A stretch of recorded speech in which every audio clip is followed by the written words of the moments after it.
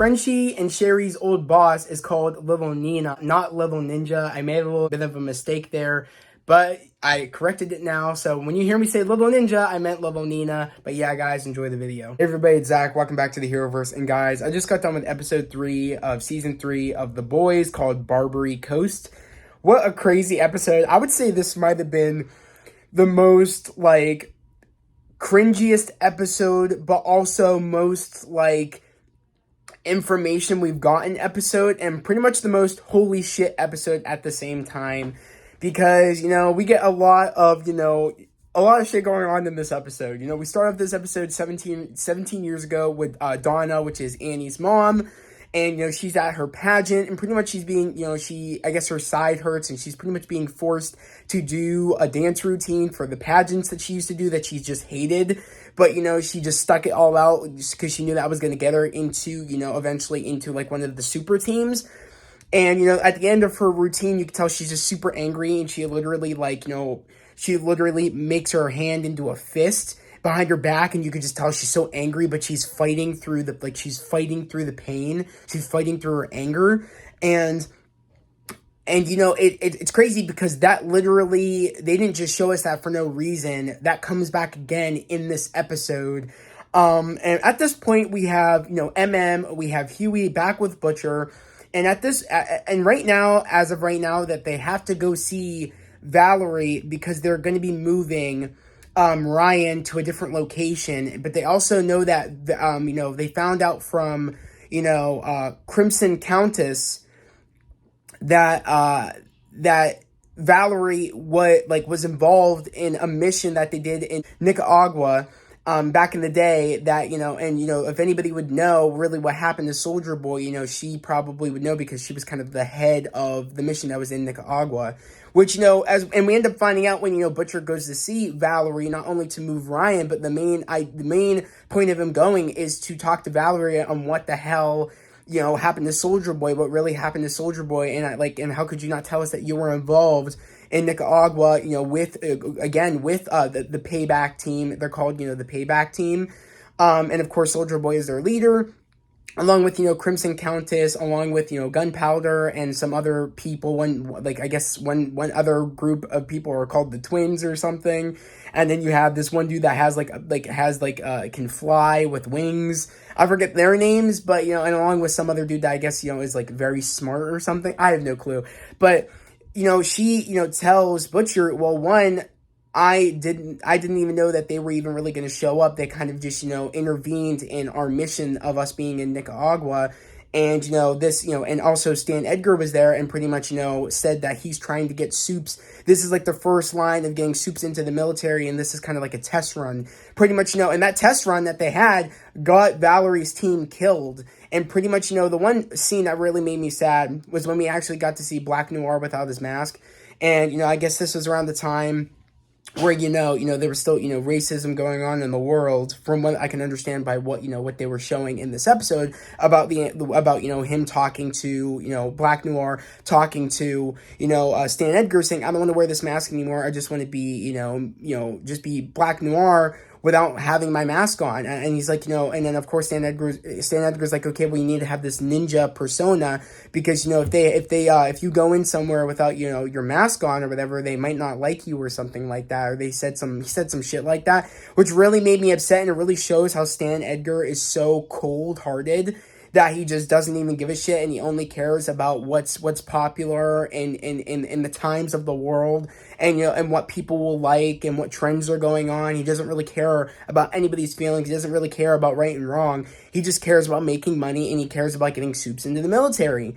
And that was just a really hard scene to see.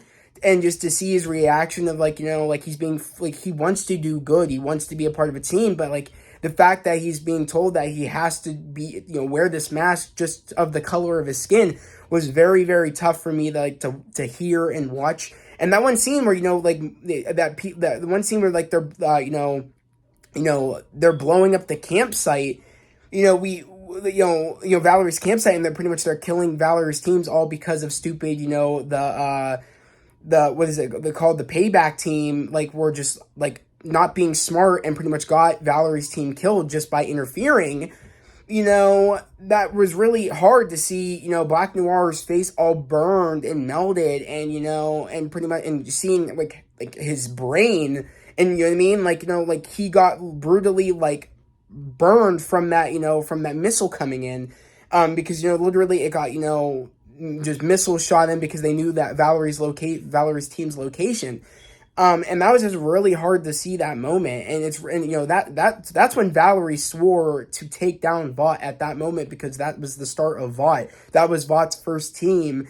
And I mean, it was, the payback team. That was their golden team before, it became, different teams as we know. And the team that we know, of course, as now the Seven. I think that was their second team. So, that was when she started wanting to get revenge. And of course, from there, she recruited Butcher, Frenchie, MM and all them.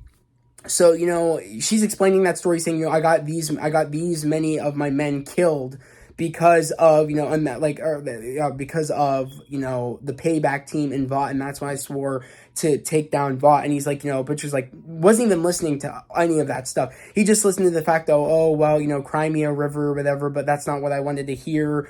If you don't tell me what happened to Soldier Boy, like, and where, and where that weapon might be, I'm going to pretty much, give out all your, classified information of everybody that works for you and put it on Facebook and shit. And she's like, you're really going to put innocent men and women's lives just because, just because of what, you want to find out where Soldier Boy is, or you want to find out where this weapon is, even though this weapon might not even exist, because it's impossible that Soldier Boy was even able to be killed. And you know what I mean? It's like, because there was no evidence that Soldier Boy was even killed. That was just, Crimson Countess coming out telling, Valerie, like, oh, they killed Soldier Boy and they took his body and they took it back to Russia. And it's kind of like, in that moment, she's like, that's impossible. And she's like, well, Crimson Countess is like, they took his body. Look, they're taking his body. They killed him, but they're taking his body. So there is no proof that he's even dead. And she's just still not buying to the fact that this is just a rumored weapon, that we didn't see this weapon being used. We didn't see Soldier Boy being killed. Like, we don't know. That's why I didn't tell you about, that's why I didn't tell MM about Soldier Boy, you know what I mean? I even like worked with them, even though I really didn't even work with them. They just interfered in my mission that I had.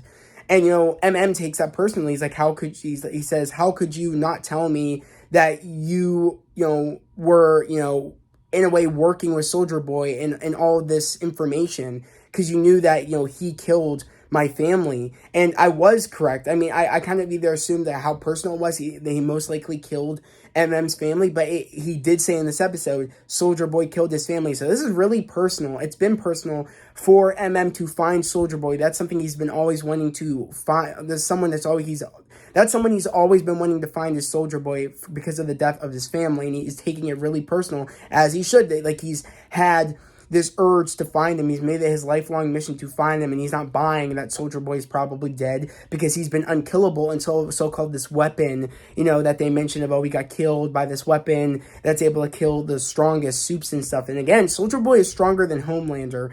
And, there's a lot of mention of Soldier Boy in this episode. So, MM takes this personal. He ends up leaving the room.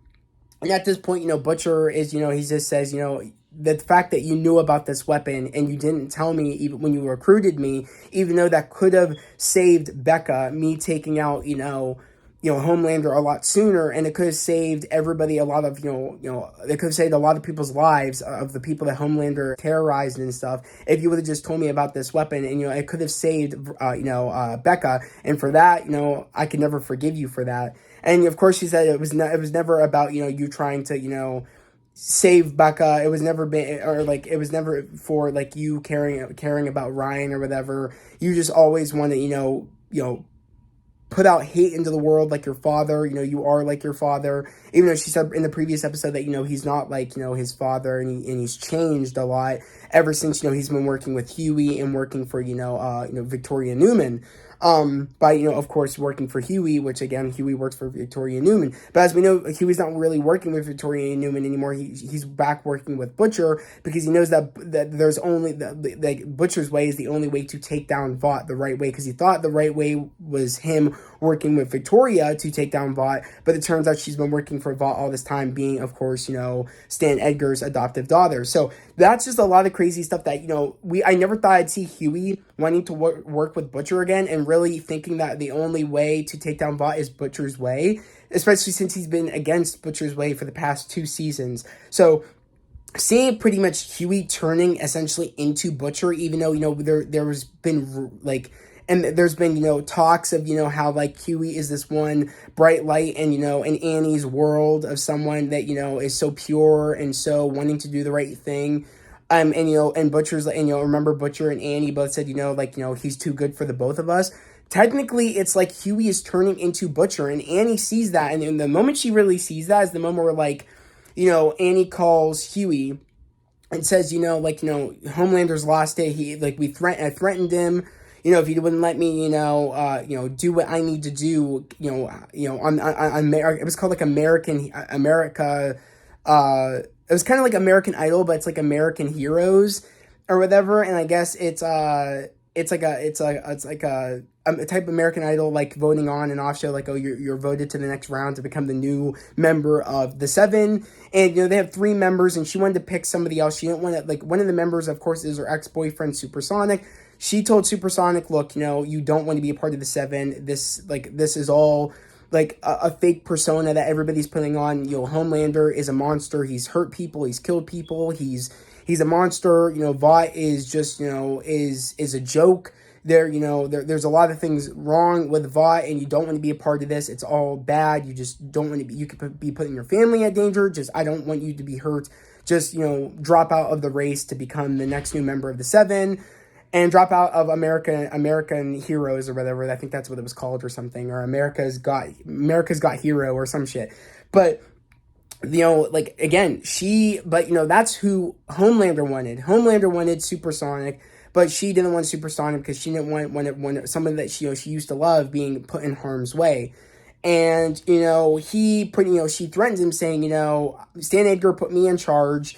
I'm going to be the one choosing who is going to be the new member of the Seven. And, he's like, no, I think we're going to be doing what I want to do. And she's like threatening him again with that, plane crash video of him just leaving all the passengers on that flight.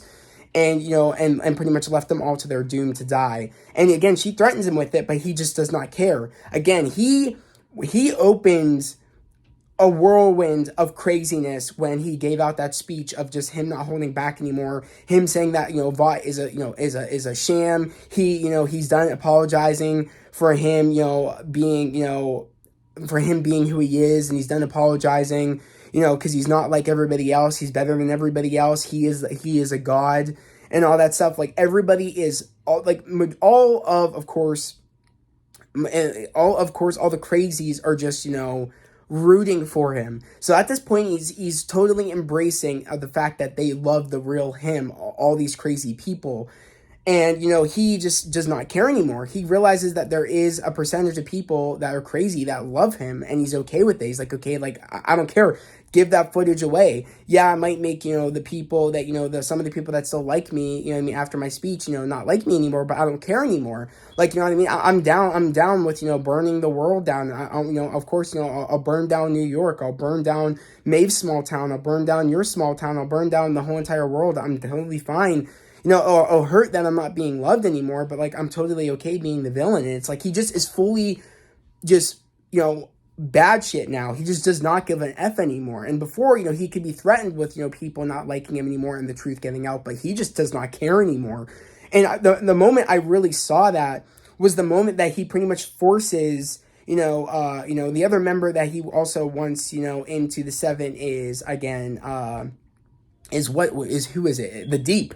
He wants the Deep back into the Seven or whatever. So he puts the Deep back into the Seven, but of course, he pretty much forces, Deep's welcome dinner, like his welcome party, is pretty much all seafood themed, and he makes Deep literally eat a live octopus. And I kid you not, my stomach couldn't bear everybody eating that gross ass seafood. I hate seafood. I hate the look of seafood. I hate the gross slimy, the gross slimy, what was it? I think it was clams that they were eating, and gross. I wanted to throw up so bad during that scene. I just couldn't bear it, especially the moment where, like, he's literally being forced to eat his his friend Octopus that was in his in his kind of like aquarium tank that he has in his room at this at Vought Tower, at the 7th Tower. He has a room that has literally a fish tank, an aquarium tank, and that was his one friend, that octopus, and pretty much, or that squid, or I think it was an octopus, and it was just disgusting, the moment where literally he has to eat it.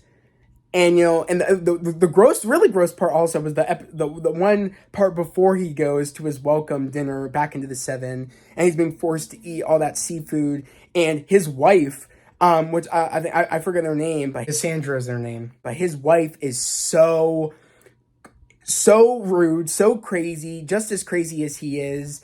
If not, I don't even know, because Deep has done terrible things, but like his wife is like, I don't even know. Like, you know what I mean? It's like she's just on the level, if not more crazier than he is, and more ruder than he is, at the fact of she knows that he is all about, sea life and everything, but literally she said, just eat the effing octopus, just texted him that so he could, because, it benefits her that he's back into the Seven and stuff. It gives her, I guess, fame and stuff and all that crap.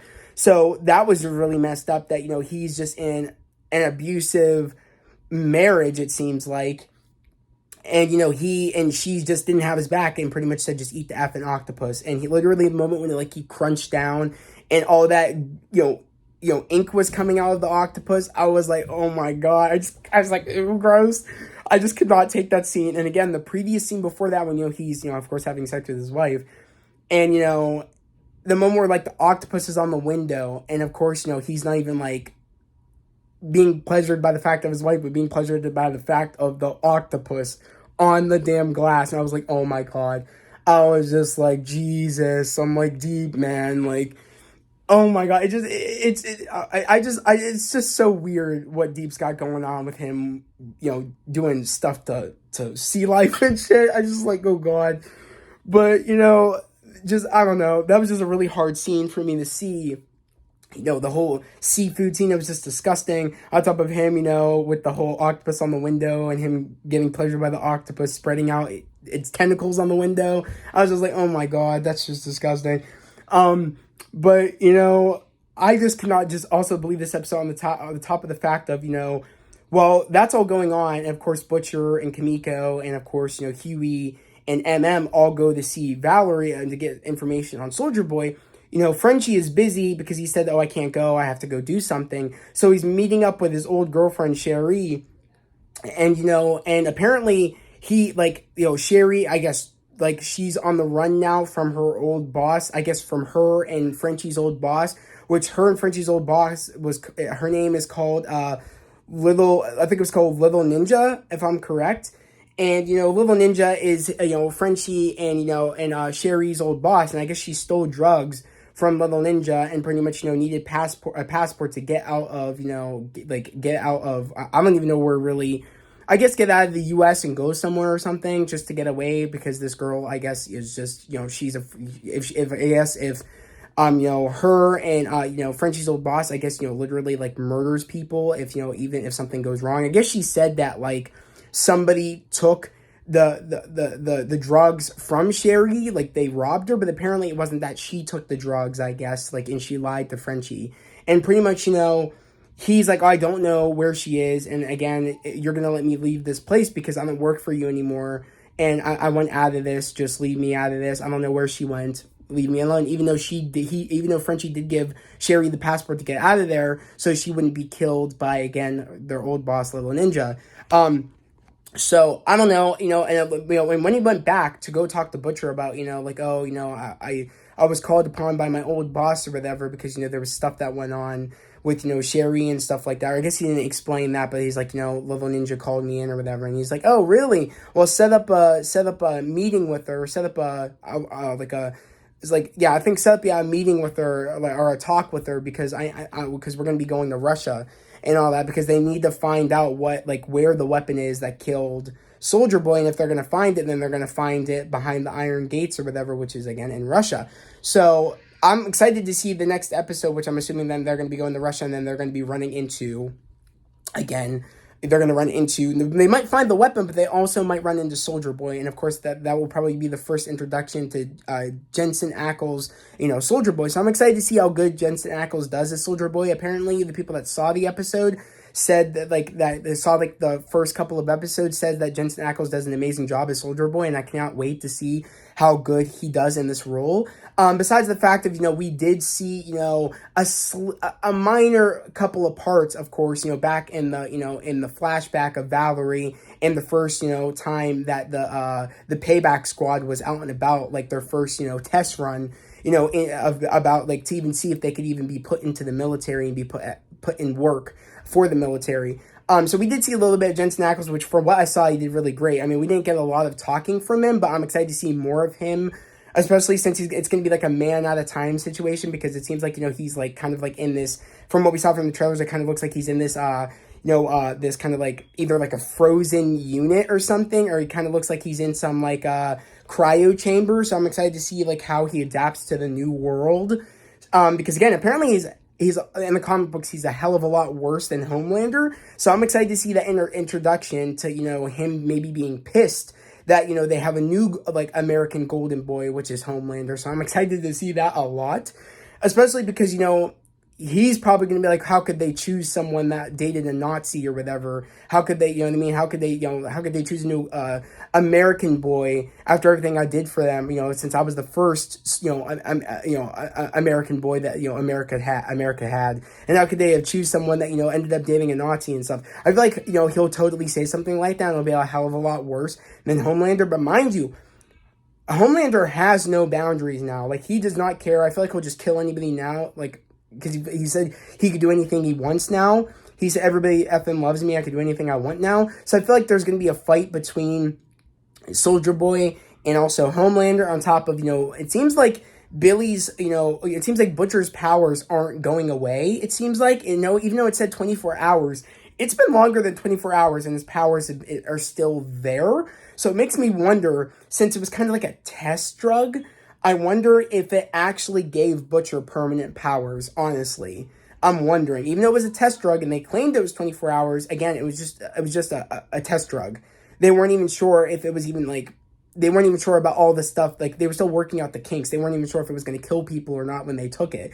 Which clearly, it's not killing Butcher, but it seems like it's still giving him, it seems like the powers are still there, even though it's supposed to last 24 hours. On top of it, seems like it's making Butcher really angry. It seems like he just seems to be a lot angrier than usual, which is crazy because Butcher's always angry, but it seems like he's really angry even more than usual because, he pretty much, chewed out Ryan, pretty much saying because when he told Ryan, as he told Valerie, I can never forgive you for, the fact that you didn't tell me about this weapon sooner, I could have saved Becca, so I can never forgive you. So the moment he leaves and he tells Huey, MM, and Kimiko, okay, we're leaving, Ryan's like, where are you going? And he's like, I'm going into the city or whatever. And he's like, when will you be back? And he's like, never, I'm sorry or whatever.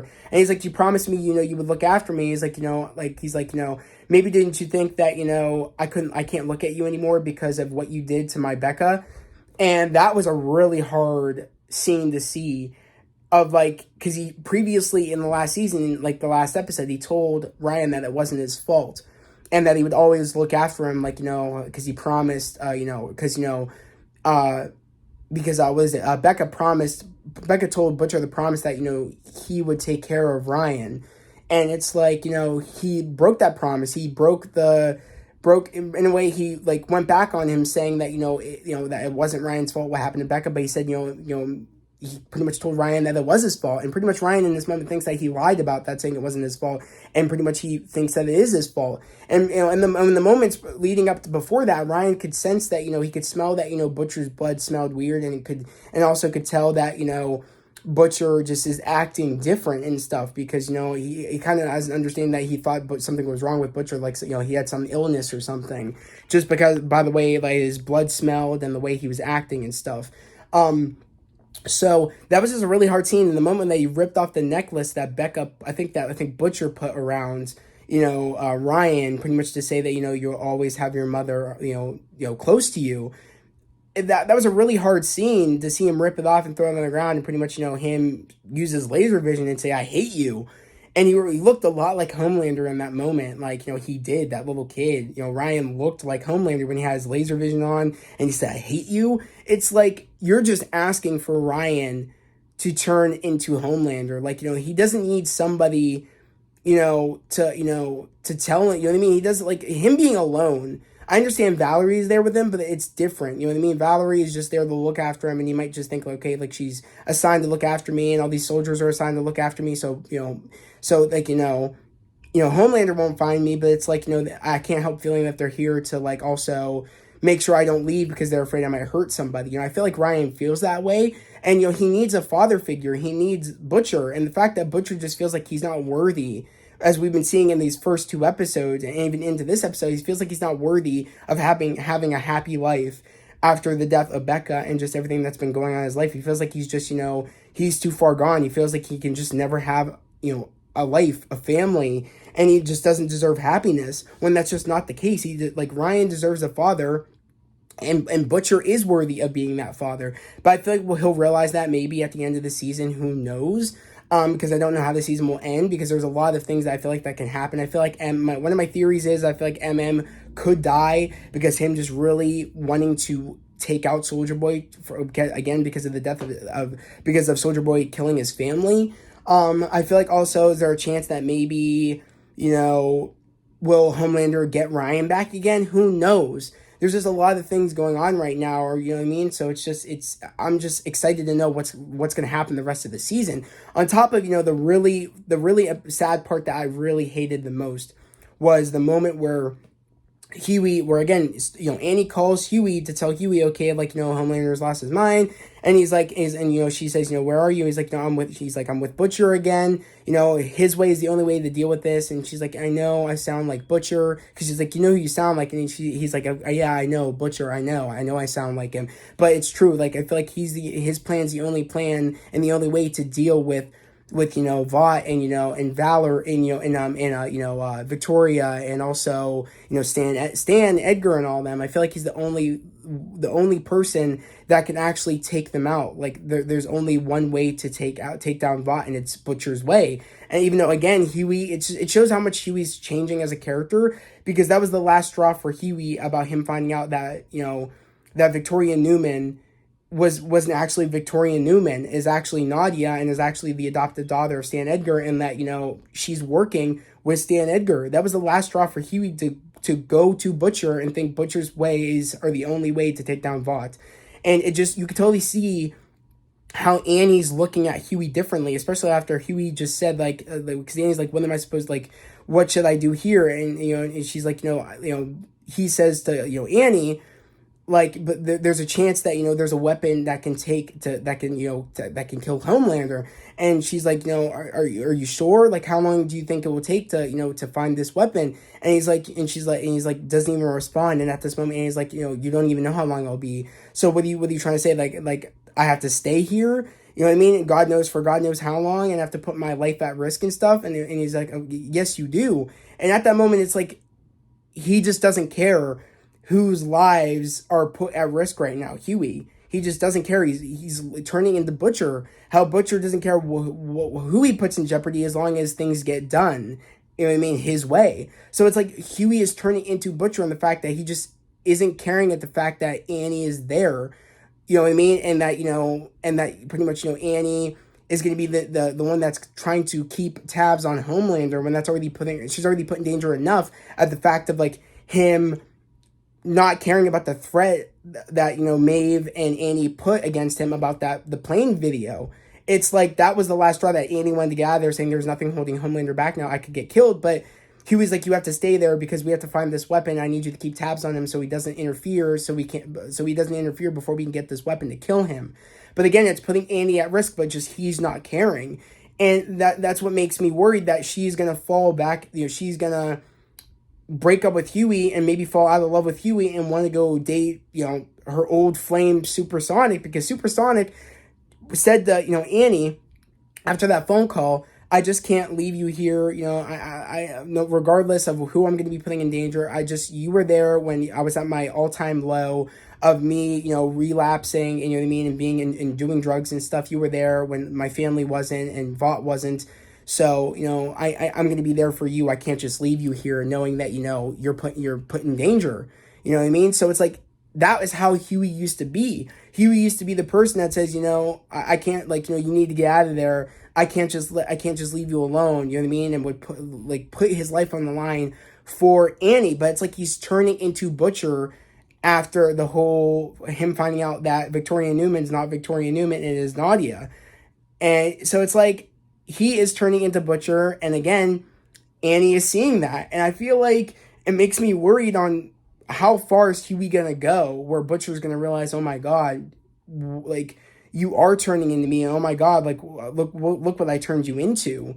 I feel like, there's gonna be a moment where maybe Butcher realize he sees Huey going too far and regrets even bringing Huey on in the first place. Like, maybe he's gonna be like, I wish I would like never would have brought you into all this crap, because look, I ruined you. Look at what you've become. I don't know how far Huey's gonna go, but I feel like he's not himself anymore. He just, he's at his breaking point just as much as Butcher's at his breaking point, to even go far, to even be so tired of Homelander and so tired of, everything, that he like took this new drug to become a soup to even stand up against other soups. Like, he went to his all-time low of how he hates soups, but yet he took a drug to become a soup. So it's like everybody is is literally at their breaking point, and is doing things that they never thought they would do. So, like, again, with Butcher becoming a soup and pretty much, acting like he usually acts, but even more angrier. Again, I think it's because of this new 24-hour V, which I don't think, again, is 24 hours, on top of Huey literally turning into Butcher after him realizing that there is no other way to do things besides Butcher's way, it seems like. And Butcher's way is the only way to deal with Vought. And, it's like our characters are changing into the characters that we, like, the characters that, we're just seeing our characters change and develop. And I'm not really happy on where I'm seeing Huey going. I'm not really happy that we could possibly see, Starlight dating, Supersonic again. But it seems like that might not be the case anymore, because the moment we're like, they're gonna introduce the new members of the Seven. They introduce Supersonic, of course. That's who, Starlight picks in the America's Got Hero or something. And, again, Homelander chooses the Deep. And the moment where, again, the biggest shocking moment of this episode was the moment where, like, he tells Starlight and says, I can't keep this secret anymore, that, that we're dating. And it's like, oh no. It's like he's just taking whatever he wants. He's not letting anybody control him anymore. He just is he is snapped. He is done. He is gone. He's doing anything and everything in it within, like, he's taking what he wants. He's not giving a shit anymore. He is being himself now, and he's not hiding it anymore. And he clearly, I don't know why he wants to date. Well, mainly he wants to date Starlight because of the polls of, like, how popular Starlight is, and how, popular he's become with all the crazies and shit. It's like he wants Starlight to be the new Maeve, because again, him and Maeve used to date and they were the power couple. So it's kind of like he wants to have a new, he wants to have like a new power couple. He wants to be with Starlight because Starlight's in the popular vote now. So it's like that moment where, like, he has to, like, the moment where, like, he says, I can't hide anymore, that we're together, and everybody's, Ashley's flipping out. And just like, oh my god, I can't believe that. Was that off the cuff or whatever? And, they ask, and mind you, Annie's just, like, stunned. Can't even process, like, oh my god, I'm never going to get out of this. I'm going to get killed. Like, Huey put her in that position on the fact he told her that she had to stay there regardless of her life being put in danger. And regardless of that threat that Maeve and Annie has over Homelander is no longer going to work anymore. He's snapped. He doesn't care anymore about how the public, like how the public looks at him, because already he knows that he already has the crazy majority of fans now and the people that, love the new him. He just doesn't care. So that moment where, she's just stunned, just looking off into space and can't even process, like, oh my God, I'm going to die, or something bad's going to happen to me. It's like, they redo it, that one, because they run it back. So I guess they can get like a better reaction, because, it just went off the cuff and they want to redo it. So when, he says to the camera, oh, I just can't hide anymore that, we're dating, and you know what I mean? And he kisses Starlight, and then Starlight kisses him back. And it's kind of like, and then when she does that, she again makes a fist and is just so angry, like she was when she was younger, like being put in a position of something that she doesn't want to do. And again, Huey is kind of like the new Donna, which again is Annie's mother. He was kind of that person now, making Annie do what she doesn't want to do, being there to be put in that position where now Homelander made Starlight his new girlfriend. And as we all know, there's going to be no escape for her now, that the fact of that he knows that she is in the popular vote of the 7, and now he is with the crazies, that it's a power couple right there, and he's not going to let her escape. So I feel like I could see this ending where Annie dies and Huey will blame himself for that, and Huey will be the new Butcher. Like, that will be his breaking point to him to become how Butcher became after he thought Becca died. When Butcher thought Becca died, that's how Huey will turn. Huey will realize, oh my God, like that. This will be Huey's origin story to become a Butcher. I feel like that's what's gonna happen. Like he'll regret putting Annie in that situation where that got her killed, and he will become a Butcher. That's my theories. But yeah, guys, I'm just excited to see where this is heading. I cannot wait. I'm excited for this upcoming Friday's episode, which will be episode 4. I'm not quite sure what it's called, but I'm just stoked. I'm excited. I am loving this season. I do think this is the best season we've ever gotten of The Boys. It's going to be hard to rank these seasons. Honestly, I might have to do 3, 2, 1. I think it might just be easy as that, because I love season 2 more than I like season 1. But even though they're all great seasons, but yeah, this is peak writing, peak, action, peak goriness, peak craziness. I really didn't think it could get any gorier, but this season has. And I didn't think the writing could get any more bad shit, but the writing has got more bad shit. It's like they went all out with this season, and they're really going all out with just, because we all thought Homelander was usually we didn't think Homelander could get any worse, but he's at the point where we thought he's had his breaking points. No, he just doesn't give a fuck anymore. He just doesn't care. He doesn't care how the public looks at him anymore, because he knows people like the real him. So it's just, oh God, the director of the show is a pure genius, because he is mixed in, the how it is in our society so well in this show. Like he does it so well, and I'm loving it. He is calling all the crazy people out in this show. He's calling all the crazy people out in the show, and that are here in today's society, and I fucking love it. But yeah, guys, that was my spoiler review for season 3, episode 3, called Barbary Coast. But yeah, guys, if you're new to the channel, subscribe to the channel, put those notifications, like this video. I'd love to have you guys here, part of the fam, part of the channel. We're all about spreading love, positivity, and motivation. And guys, yet again, we are almost to 600 subscribers. Right now, we're at 425, almost to 600. My goal is to get to 600 before the end of June, and my initial goal is to get to 1,000 before the end of this year. I know we could do that, again, with your love and your support. And guys, we have a lot more crazy shit coming this in the next couple of weeks, and in the next couple of months. We have, Miss Marvel, I think just the first episode coming this Wednesday, along with, again, I think it's is it the 4th episode? Is it the 3rd? I think it's the 4th episode of Obi-Wan, if I'm correct. Yeah, the 4th episode of Obi-Wan's coming out also this Wednesday. So look forward to those spoiler reviews on Wednesday, along with, on June On June 22nd, we're going to be getting Umbrella Academy Season 3. So, stay tuned for, like, my full-on spoiler review with my sister Annie. We'll be doing a spoiler review for that. On top of also on, July 8th, which I'm going to be seeing the 7th, it comes out Thor: Love and Thunder, so look out for my spoiler review for that.